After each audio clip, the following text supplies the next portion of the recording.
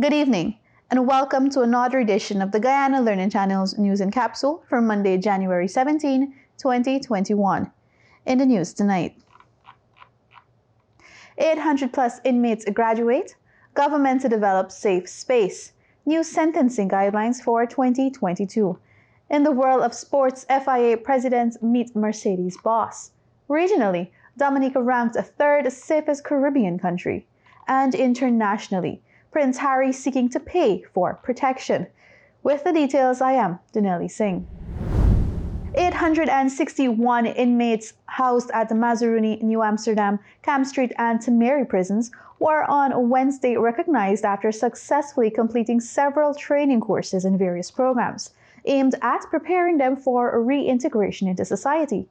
Among those who graced the stage, well decked out in their gowns, were high-profile and special watch inmates.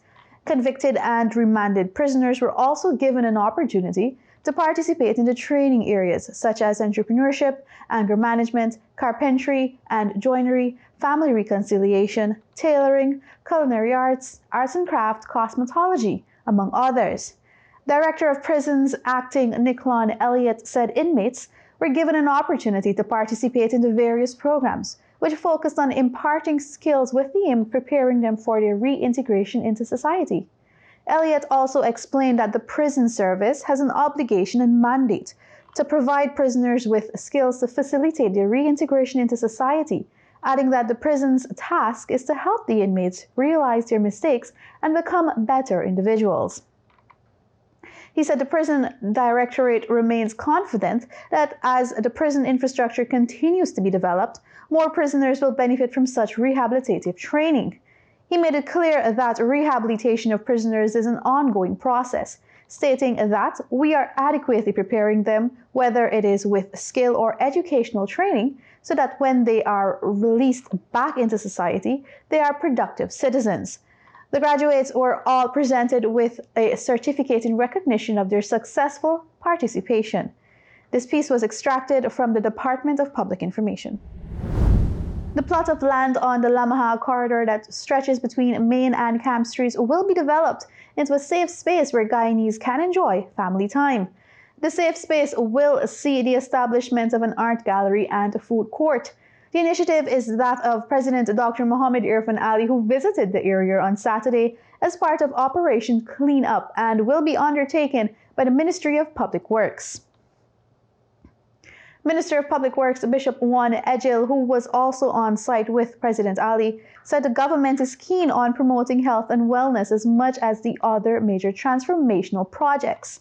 One Guyana must not only be a slogan but also a reality for all Guyanese, Minister Ejil stated, and added that the safe space will also be an alcohol-free zone.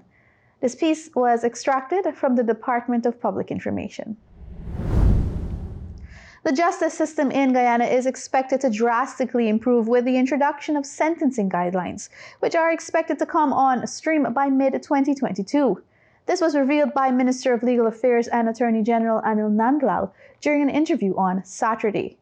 According to the Attorney General, the Ministry of Legal Affairs and the Attorney General's Chambers is spearheading a project which includes the hiring of a consultant for the drafting of sentencing guidelines.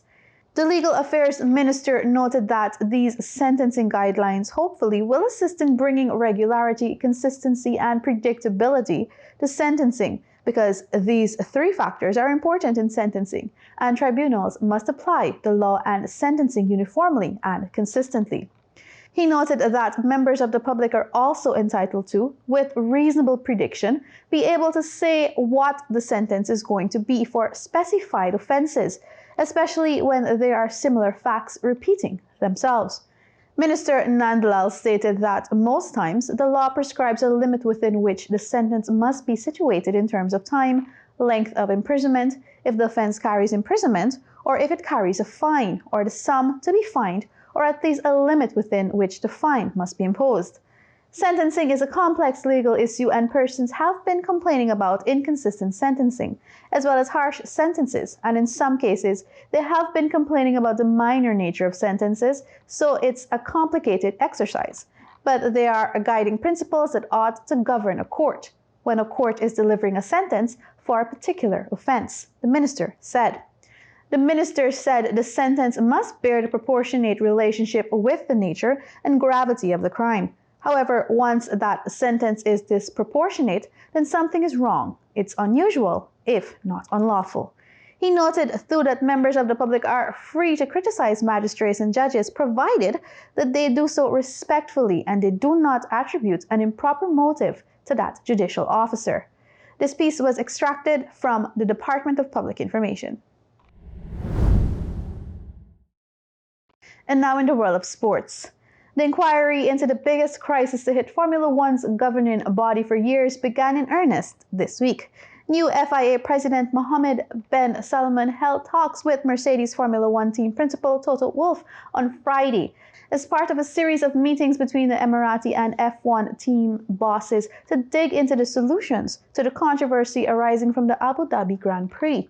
But those remain questions as to the timeline of the inquiry stages laid out by the FIA on Thursday, and as to whether the organization fully understands the threat to its credibility created by this situation.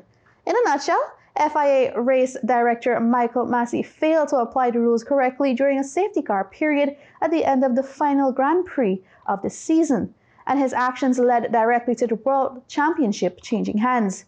Mercedes driver Lewis Hamilton was on course to win it before the late caution period.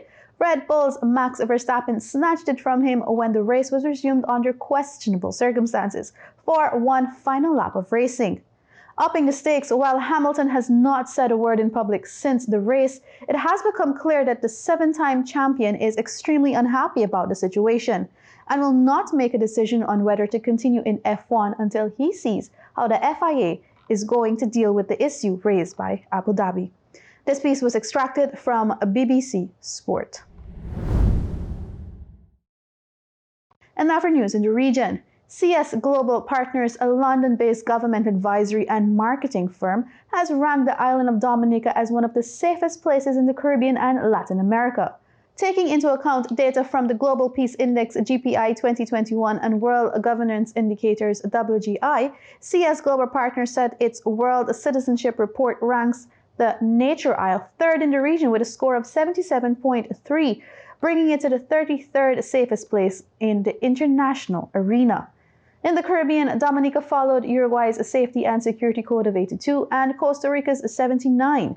CS Global Partners said.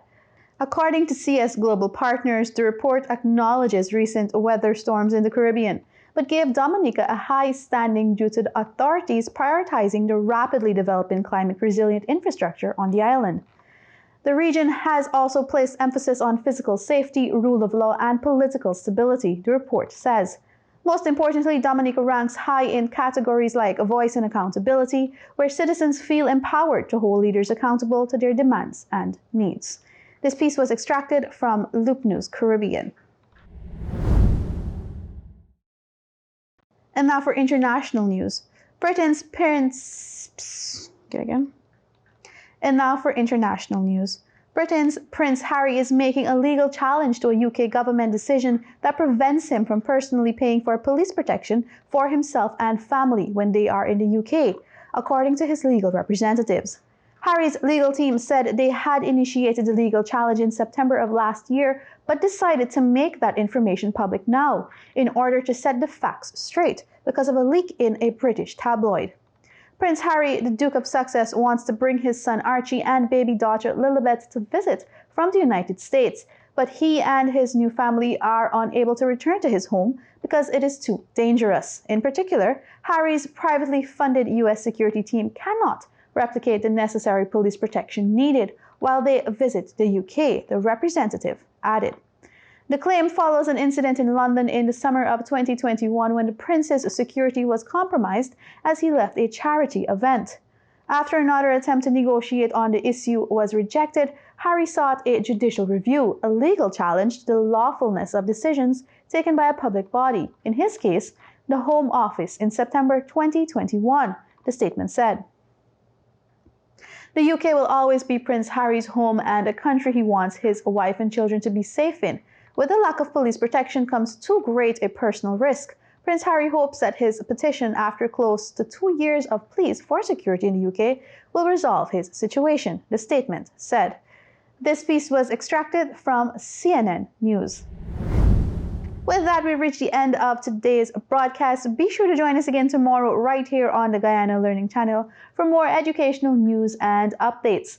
On behalf of the technical team, thank you for watching, and remember to protect yourself and the people you love. Get vaccinated today and mask up. Bye-bye.